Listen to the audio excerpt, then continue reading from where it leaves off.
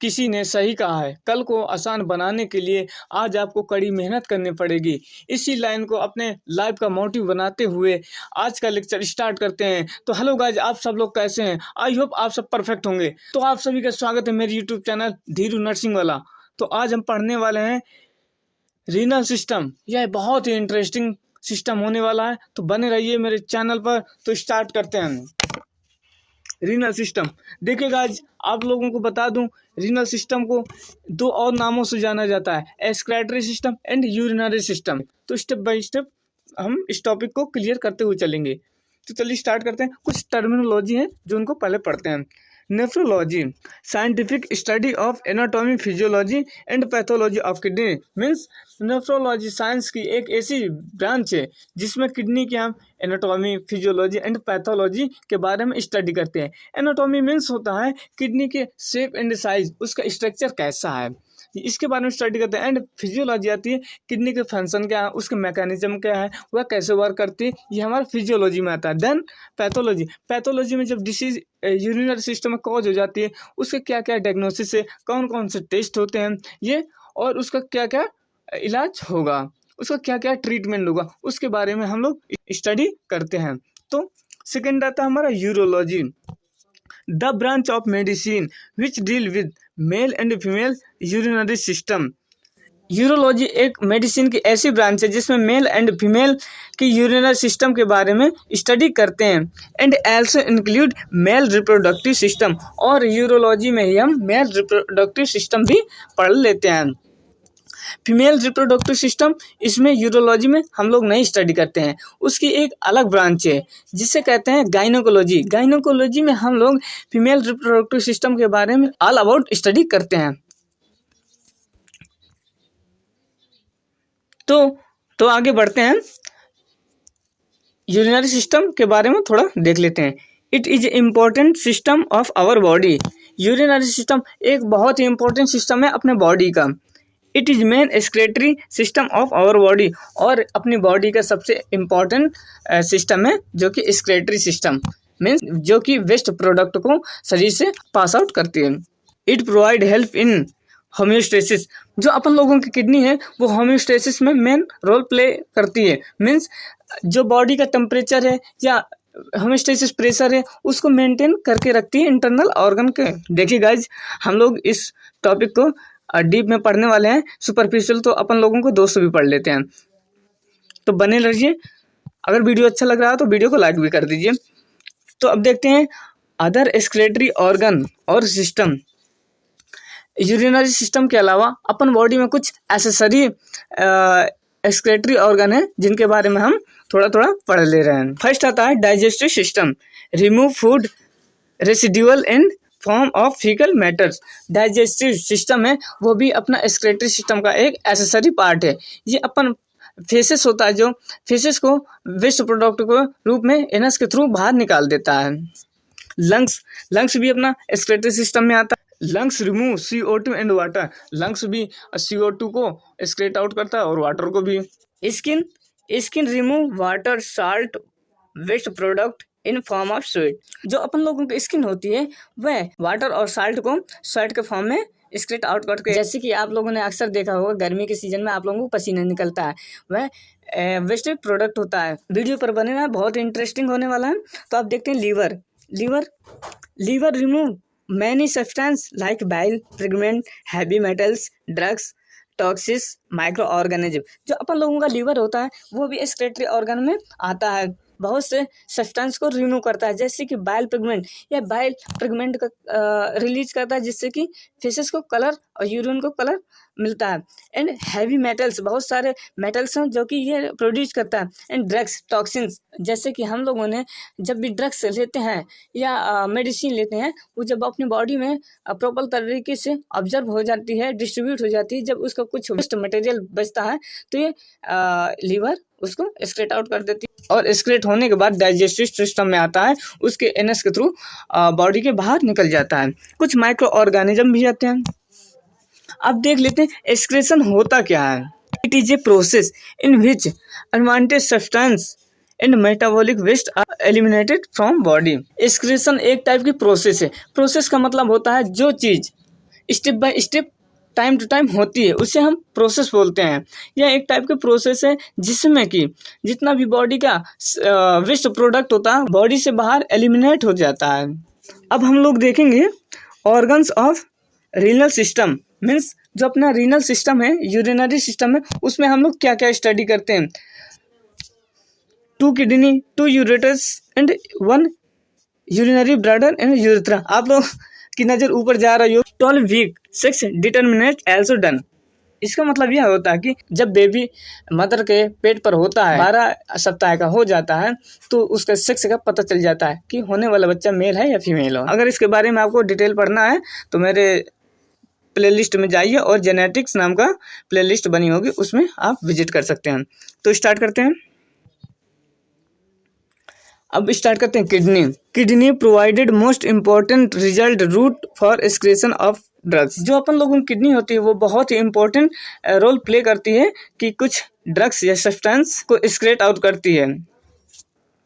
Development of kidney हम लोगों को बता दिया। आज हम बहुत इंटरेस्टिंग पढ़ने वाला और बहुत डीप ही पढ़ने वाला है, सुपरफिशियल नहीं पढ़ना है। आप मेडिकल वाले हैं, डीप ही पढ़ना होता है, सुपरफिशियल तो अपन बीएससी वाले भी पढ़ लेते हैं। किडनी का डेवलपमेंट कैसे होता है? Start at 21st and 22nd days after fertilisation. इसका मतलब हम आसानी से समझे कि जब एक मेल पार्टनर एंड एक फीमेल पार्टनर आपस में इंटीमेट होते हैं, इंटीमेट होने के बाद मेल का स्पर्म एंड फीमेल का एग जब आपस में एक दूसरे का फर्टिलाइज होंगे, फर्टिलाइज होने के 21 दिन बाद या 22 दिन बाद किडनी का डेवलपमेंट होना स्टार्ट हो जाता है। In sacral region by mesodermal, means जो अपना सैक्रल रीजन होता है वो मेजोडर्मल के द्वारा होता है, जैसे कि अपन लोगों का बैक साइड में सैक्रल रीजन प्रेजेंट होता है। Kidney start function at 12 week, maturation take place at 2 years। जब बच्चा अपने मम्मी के पेट के अंदर होता है और वो 12 वीक का हो जाता है तो अपना फंक्शन स्टार्ट कर देती है। जब बच्चा 2 साल का हो जाता है तो प्रॉपर तरीके से मैचुरेशन हो जाती है, वो अपना खुद वर्क अच्छे से करने लगती है।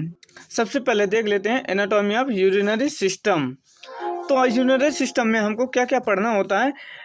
2 किडनी प्रेजेंट होती हैं एंड 2 यूरेटर प्रेजेंट होते हैं, एक ब्लैडर होता है, एक यूरेथ्रा होता है। किडनी का काम होता है यूरिन को फिल्टर करना। देन उसके बाद अपन आता है यूरेटर यूरिन को कैरी आउट करता है किडनी से ब्लैडर तक।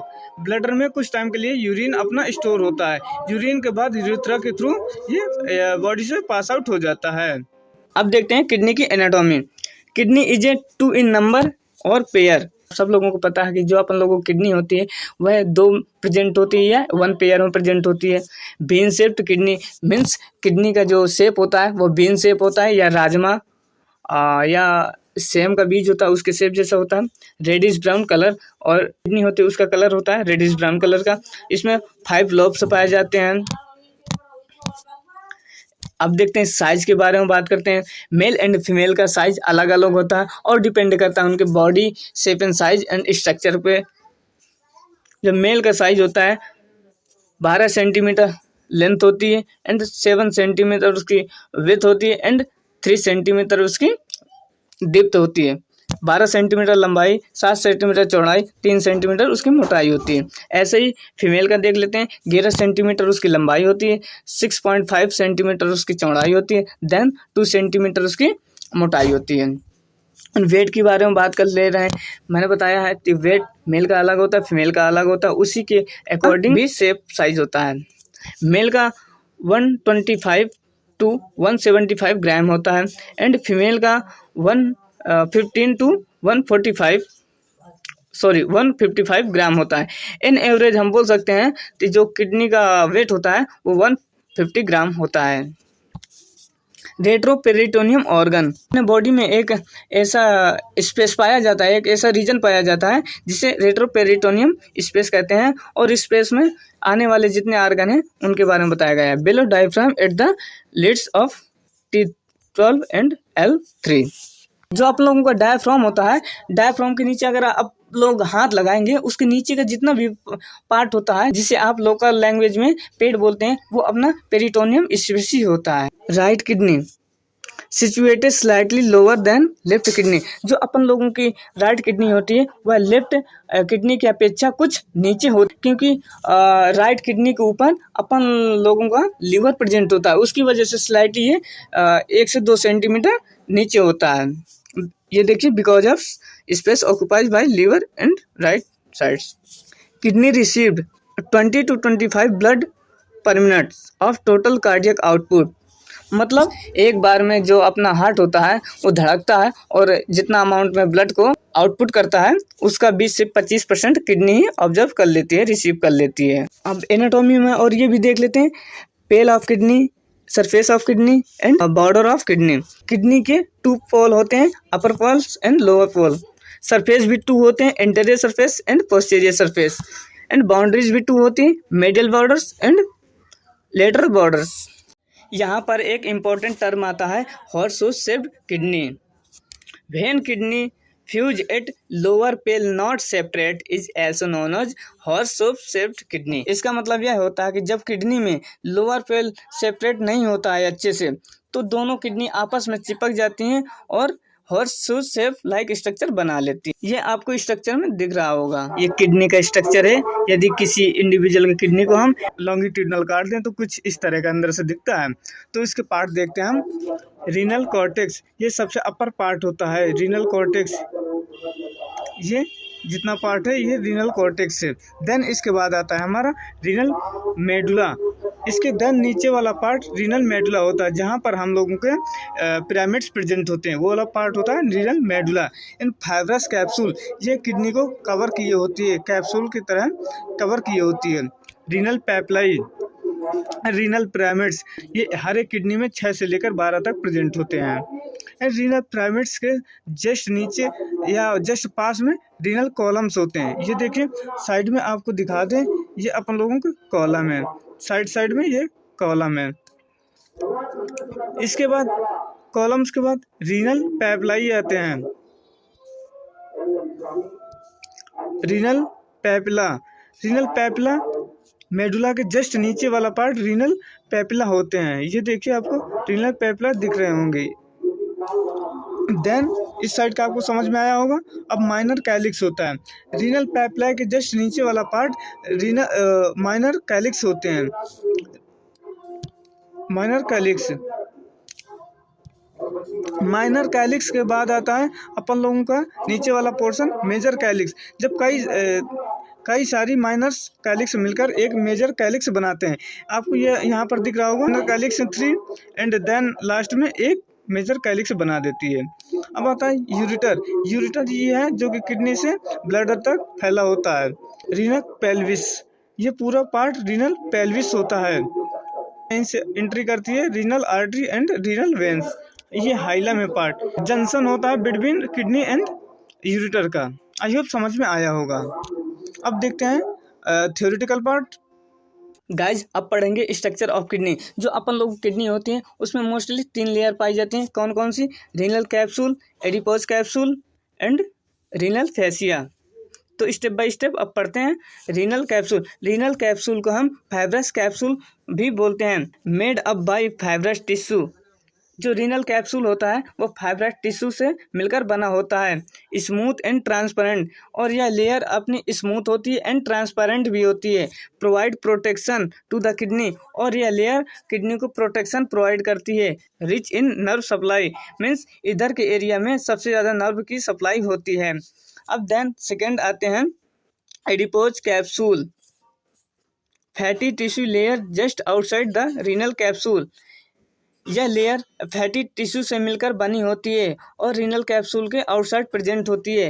Help in protection and holding the kidney in position, यह भी प्रोटेक्शन प्रोवाइड करती है किडनी को और यह किडनी के पोजीशन को होल्ड करके रखती है। जैसे कि हमने स्ट्रक्चर अभी देखा, अब स्ट्रक्चर के बाद थ्योरी आते हैं। अब एक एक करके हम लोग पढ़ रहे हैं। पहला आता है रीनल कॉर्टेक्स, यह किडनी का 80% कवर करती है।